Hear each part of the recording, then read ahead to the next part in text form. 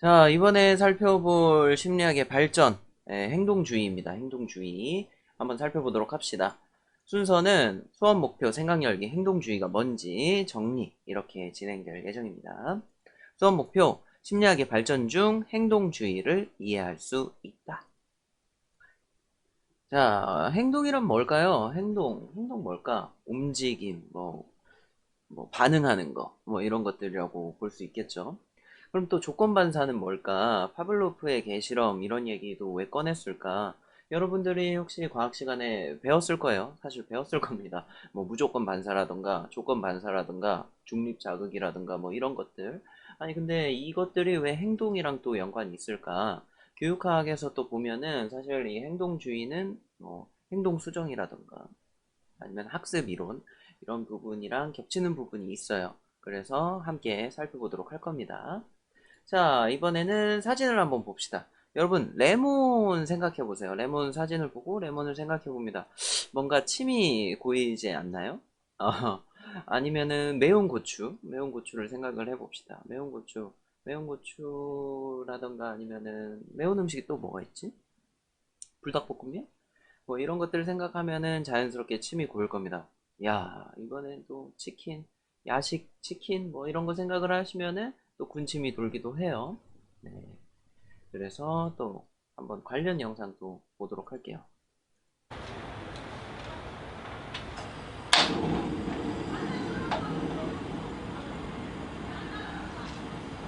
시각뿐만 아니라 이번에는 청각도 자극을 할 겁니다.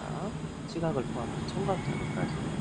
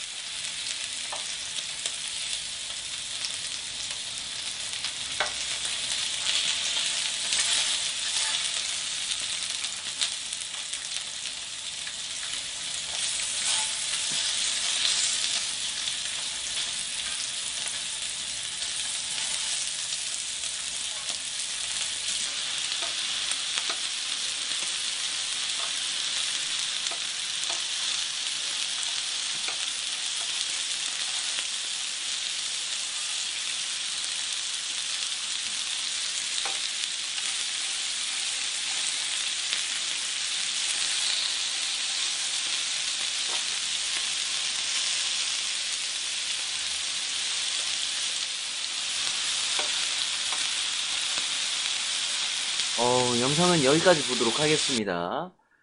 군침이 좀 도시나요? 이런 것처럼 어떤 조건이 형성이 되면은 우리는 군침을 흘리기도 합니다. 자, 그러면은 이제 또 다른 참고 영상 하나 더 보도록 할게요.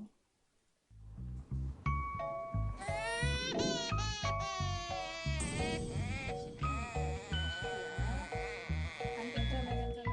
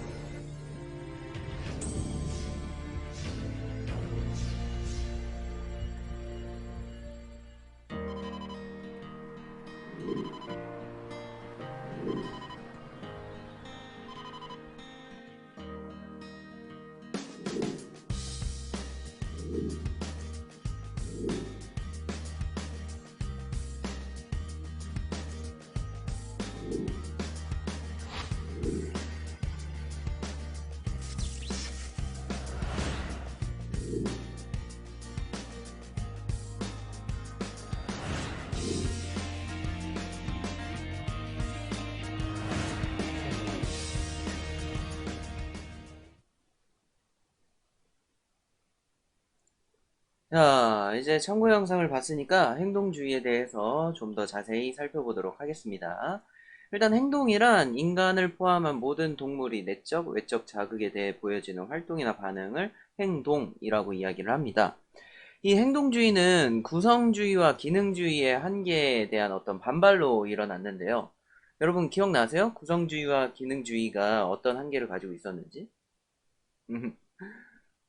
어떤 한계가 있었냐면요. 주관적이라는 거예요. 이게 과학적으로 접근을 하려면 이게 심리학이 과학이라는 한 분야로 나와가지고 이제 이거를 과학으로 보려면은 수치화가 돼 있어야 되고 데이터화가 되어 있어야 되고 객관적인 자료가 필요한데 구성주의와 기능주의는 이런 객관적인 데이터를 뽑아낼 수가 없는 거예요. 왜? 사람마다 내부 어떤 감성, 감각, 생각 이런 것들이 다르고 사람마다 같은 조건 속에서도 반응하는 것, 의식의 기능, 목적 이런 것들이 다르기 때문에 차이가 발생을 해요. 그래서 이런 한계점이 발생을 하게 되고 야 이런 것들은 과학이라고 부를 수 없다. 그래서 관찰 가능한 것들만 하자라고 해서 이렇게 반발로 일어나게 됐습니다. 1900년대 초 어떤 존 왓슨이 이 행동주의 심리학을 확립시켜요. 존 왓슨은 정신, 의식, 생각, 희망, 감정 등은 주관적이고 개인적이기 때문에 과학적으로 연구할 수가 없다라고 생각을 했어요. 그래서 과학적 심리학은 관찰이 가능한 행동만을 연구해야 된다라고 이야기를 했습니다. 관찰 가능한 상황 혹은 외향적인 반응, 행동 이런 거에 관련성 중요해요. 이런 관련성을 연구하자라는 겁니다. 그래서 자극 반응 심리학이라고도 이야기를 해요. 학습에도 심리학이 있다라는 영상인데요. 이거는 링크로 첨부를 하도록 하겠습니다. 그래서 대표적인 실험으로는 파블로프의 개 실험을 빼놓을 수가 없어요. 이게 고전적 조건하에 해당되는 건데 아마 나중에 한 번 더 자세히 설명할 일이 있을 겁니다. 간단하게 이야기를 하자면은 앞선 영상에서도 예시가 나왔지만 이런 중립 자극, 종소리에도 우리가 반응을 일으킬 수 있다는 거예요. 행동을 일으킬 수 있다. 훈련만 되면, 학습만 된다면. 그래서 밥을 먹을 때, 침, 무조건 반응을 합니다. 침이라는. 근데 이거를 무조건 자극을 줄 때, 밥을 줄 때 종소리랑 함께 주면은, 종소리만 들어도 무조건 반응이 일어난다라는 거예요. 근데 이게 또 재밌는 게, 어, 나중에는 종소리만 들려주고 밥을 안 줬다 하면은 또 다른 걸 계속 학습하게 돼서 종소리를 듣고도 침을 이제 안 흘리게 되는 그런 경우가 생겨요. 네. 이거를 뭐 재학습이라고도 하고 뭐 이런 게 있는데 다음에 자세히 알아보도록 합시다. 근데 이런 고전적 조건화 말고도 이제 조작적 조건화라는 게 있어요. 스키나의 어떤 상자 실험인데 이거는 강화 처벌을 통해서 학습시킬 수 있다라는 이론인데 이것도 나중에 한 번 더 자세히 설명할 기회가 있을 겁니다. 간단하게 이야기하면은 쥐를 어떤 박스에다가 숨겨놔요. 숨겨놓고 한쪽 버튼을 누르면은 먹이를 주고 한쪽 버튼을 누르면은 고통을 주는 겁니다. 그럼 이 쥐는 두 버튼을 누르다 보면은 이 버튼을 누르면 먹이를 주는구나 이런 것들을 학습하게 될 거 아니에요? 그래서 그 버튼을 누르게 된다 뭐 이런 거예요.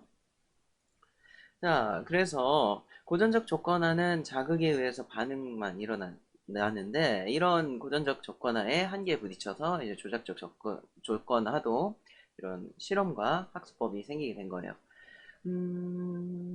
그래서 이런 것들을 그러니까 그냥 읽을게요. 죄송해요.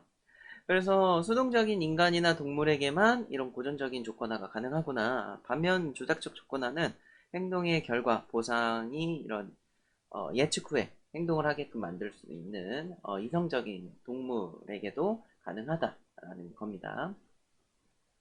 따라서 고전적 조건화는 인간의 행동을 반사적이거나 수동적이고 또 조작적 조건화에서는 인간의 행동을 자발적이게 만들 수 있다는 겁니다. 네, 정리를 한번 해볼까요? 심리학에서의 행동주의 정리를 하자면 이겁니다. 과학적으로 관찰 가능한 행동만을 연구해야 된다. 이것을 주장한 학습 및 심리 이론이라고 생각하시면 됩니다.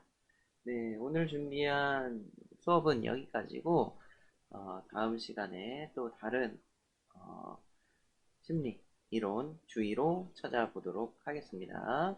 지금까지 시청해주셔서 감사하고요. 그럼 안녕!